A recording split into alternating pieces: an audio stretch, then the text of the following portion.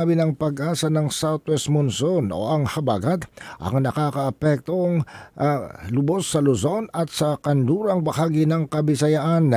Dahil dito, posible raw mga pagbaha at pagguho ng lupa sa mga lalawigan ng Zambales at Bataan dahil pa rin sa pagulang dala ng Southwest Monsoon.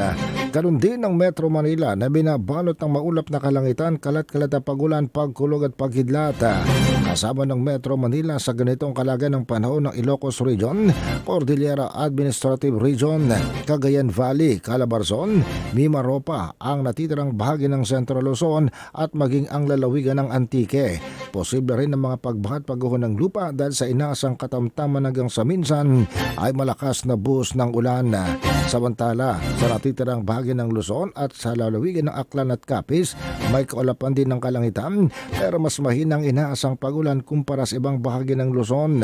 Sanhi pa rin ito ng Southwest Monsoon. Ang natitira ng bahagi ng bansa na may maulap pa rin kalangitan, kalat-kalat na pagulan, pagkulog at paghidlat ay sanhi naman ng mga tinatawag na localized thunderstorms.